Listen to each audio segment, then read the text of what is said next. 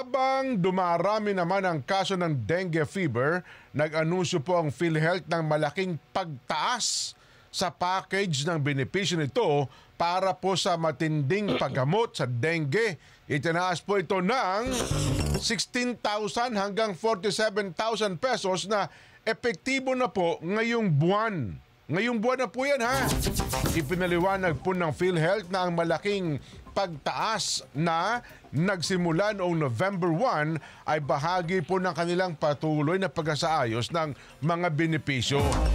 Layunin po nitong magbigay ng sapat na financial risk protection sa mga apektadong sakit na dengue.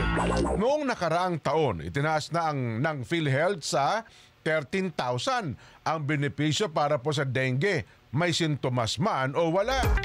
Binigyang diin po ng PhilHealth President and CEO Emmanuel Ledesma Jr. ang patuloy na pangako ng organisasyon sa pagsuporta sa mga Pilipino. Para sa karagdagang impormasyon tungkol po sa severe dengue package at iba pang benepisyo, maaari po kayong tumawag sa 24/7 hotline ng PhilHealth na 02-8662-2588. Ulitin ko po, ha, 02 sa may anong po yan, Metro Manila, 8662-2588.